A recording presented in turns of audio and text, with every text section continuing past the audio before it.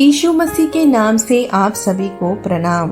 दैनिक एक मिशनरी जीवन में आज हम बात करेंगे ब्रूस ओल्सन के बारे में। इनका जन्म 10 नवंबर 1941 में हुआ था। ये मिनेसोटा शहर के थे। ये अमेरिका देश के थे और इन्होंने ईसाई धर्म का प्रचार वेनेजुएला, कोलंबिया में किया था। ब्रूस ओल्सन का जन्म मिनेसोटा के एक ईसाई परिवार में हुआ था। 14 वर्ष की आयु में उन्होंने नए नियम को पढ़ते हुए उद्धार का अनुभव पाया। तब से उन्होंने मिशनरी सम्मेलनों में भाग लिया और कई मिशनरियों की गवाही से प्रेरित हुए। 16 साल की उम्र में उन्होंने महसूस किया कि दक्षिण अमेरिका की जनजातियों के लिए मिशनरी बनना उनके लिए परमेश्वर की इच्छा है। इसके लिए उन्होंने एक मिशनरी के रूप में भेजे जाने के लिए कई मिशन बोर्डों पर आवेदन किया, लेकिन उन्हें खारिज कर दिया गया। न तो उनके माता पिता ने उनकी इच्छा को स्वीकार किया, न ही उनके पास कोई वित्तीय प्रयोजना थी, लेकिन उनके भीतर सुसमाचार का प्रचार करने की गहरी इच्छा ने उन्हें वेनेजुएला जाने के लिए विवश कर दिया। ब्रूस जब वेनेजुएला पहुंचे तब 19 साल के थे। उन्होंने मोतीलोन बारी के बारे में सुना, जो एक हिंसक जनजाति थी और बाहरी दुनिया के साथ उनका बहुत कम संपर्क था। ये लोग महामारी और हिंसा से त्रस्त थे और यह जनजाति विलुप्त होने की ओर खिसक रही थी। ओल्सन ने इन लोगों को मसीह का परिचय देने के लिए एक मजबूत खिंचाव महसूस किया।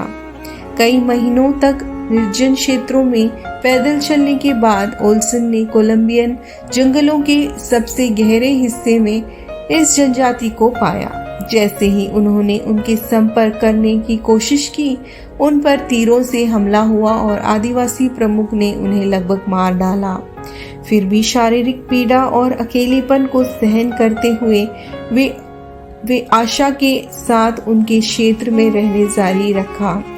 वहां उन्होंने उनकी पारंपरिक चिकित्सक से मित्रता करके उन्हें आधुनिक चिकित्सा सिखाई और आदिवासी लोगों का विश्वास अर्जित किया।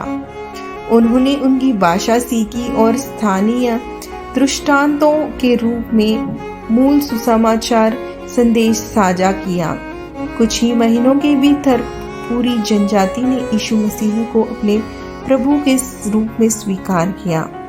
मिशनरी सेवा कठिनाइयों से रहित नहीं है। एक बार गुरिल्ला आतंकवादियों ने जो मोतीलोन क्षेत्र को नियंत्रित करना चाहते थे, ने ओल्सन का अपहरण कर लिया। उन्होंने 9 महीने तक यातना और मौत की धमकी का सामना किया, लेकिन यातना के बीच उनके ईश्वरत्व ने कई आतंकवादियों को मसीह तक पहुंचाया। उन्होंने मोतीलोन लोगों के लिए स्कूल, अस्पताल और प्रशिक्षण केंद्र भी बनाए। ओल्सन, जिन्हें प्यार से मूल निवासी बुचको कहते हैं, वे कई अन्य लोगों को कोलंबियन जंगलों में अन्य जनजातियों के बीच सेवा जारी रखने के लिए प्रेरित किया। प्रिय, क्या आपकी ईश्वर भक्ति लोगों के दिलों को बदल देती है? प्रभु, मुझे आपके लिए आत्माओं को अर्जित करने के लिए